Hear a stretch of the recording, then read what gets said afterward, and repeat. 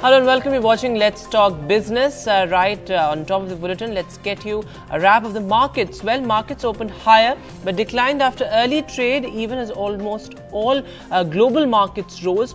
Auto and energy sectors declined, whereas pharma stocks advanced on the back of a strong June quarter earnings. Well, Hiral Dadia has a wrap of all the market action. A weak day of trade is what we've seen on expiry, and clearly if you see, that's of almost 100 points coming in terms of Nifty 50, and we ended below the 19,700 mark. In fact, Bank Nifty as well, we ended below the 45,800 levels, clearly in trade, with cuts of 300 points coming in there.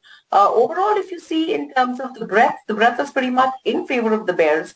We did recover from the day's lowest level slightly, but that was absolutely not enough. It was HDFC Bank, RIL and M&M that were the major drags in terms of the markets.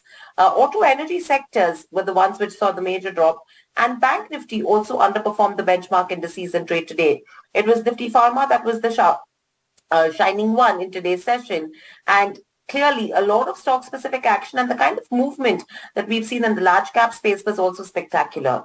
Let's quickly look at the top gainers. Cipla on the back of earnings saw some smart moves, was seeing an uptick of almost 10%. Sun Pharma, TV's Laboratories, Apollo Hospitals, and a Hero Motor were a few of the other top gainers. Whereas on the losing end, you had an M&M which saw some smart major cuts coming in trade today on the back of the investment that they've made in RBL Bank. The key question is whether that matches with their capital allocation policy or not. Tech Mahindra, Tata Consumer, Nestle, Britannia were a few of the other losers in trade today as well. In terms of the newsmakers, you had the RITES and IRFC who've signed an agreement, an MOU. That RITES was in focus. Zydus Life Sciences has got a US FDA approval on the back of which we saw momentum there.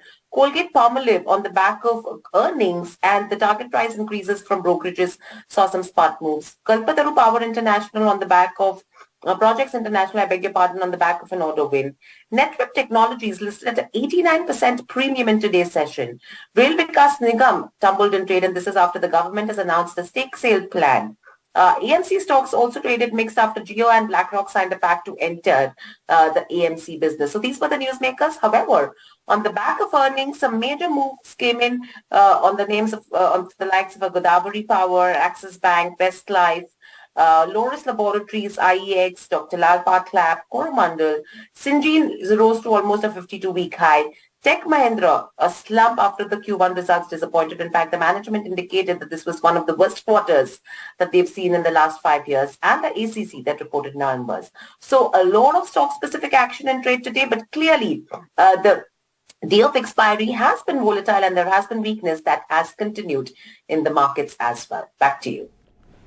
Well, in other business news, BQ Prime's Neeraj Shah spoke to Kenneth Andrade of Old Bridge Capital about the opportunities in the chemical space. He's of the view that from investment standpoint, chemicals look interesting.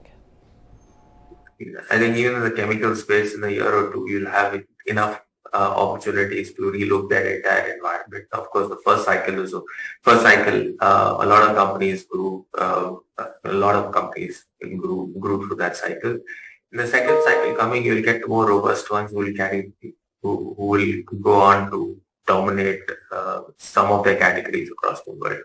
So that's another industry which would look interesting in coming years or coming quarters from a investing point of view. Though they remain good companies, I think what was missing at this point in time, how were valuations really comfortable? Yeah. And I think we will hard and get that.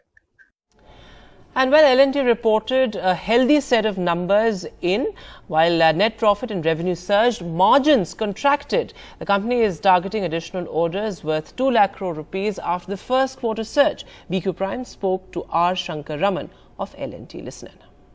This accumulation of past few years cash flow that we are distributing, the purpose behind buyback is to distribute to shareholders the profits that we have made with the money that they've entrusted with us for the first lot.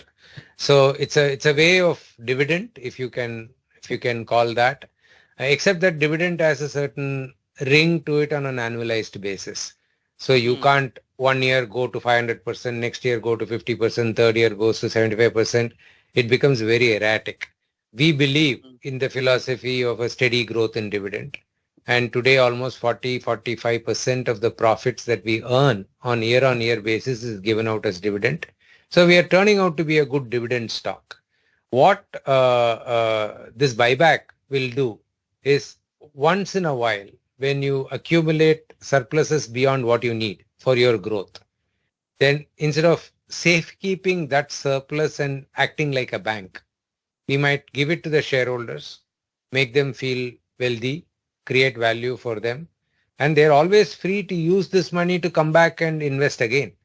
The whole idea of the concept behind premium on buyback is to provide those opportunities to shareholders.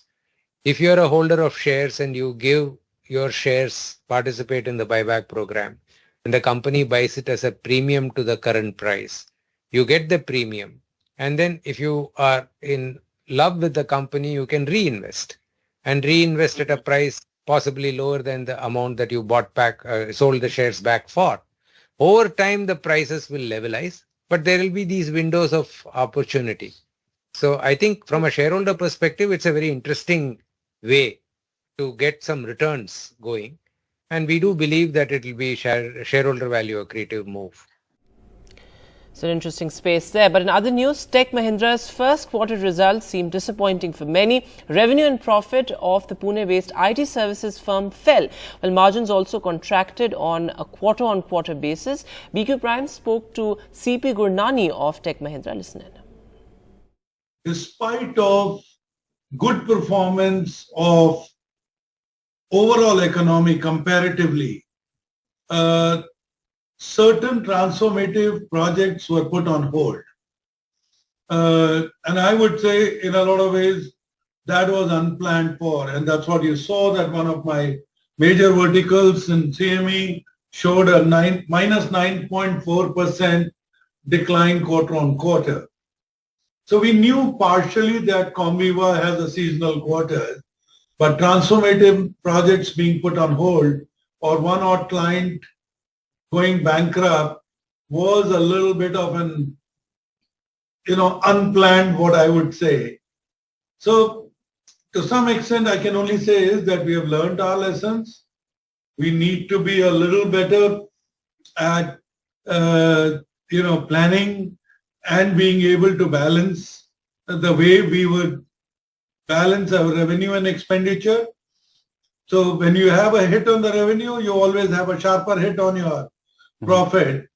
So I can only say that Tech Mahindra as a company will do better scenario planning and will do hence better execution. But in general, I remain optimistic about the industry. I remain upbeat about Tech Mahindra, and our more important is I'm confident that the recovery will happen quarter over quarter. And while Punjab National Bank's net profit rose 4 times in the April-June quarter, the state-owned lender's net profit jumped. The bank's asset quality position also improved. BQ Prime spoke to Punjab National Bank's Atul Kumar Goel. Listen in. Growth is considered, as I told you, growth on the both sides. The growth may, I think we are, because we are the one of the largest bank of the country. Correct. And last year we have given, in the last con call also we have given with you also, we will be 11 to 12% in the credit growth. We have set a target also, but against that our actual was more than 14% also. So I think there is no issue. If you remain aligned with the customer, what is their requirement, whether it is for the small customer, whether it is a retail customer or the agri customer or the MSME, the corporate also, business is available. Business is whatever you want to do. So this is the reason the 11 to 12% growth. I think I think you are talking about what is the geopolitical situation or the overseas country also. So India, I think India there is no issue as on date. I think so 11 to 12% the growth we have targeted. It is easily achievable, and we have seen in the first quarter itself. Well, that's all that we have on this edition of Let's Talk Business.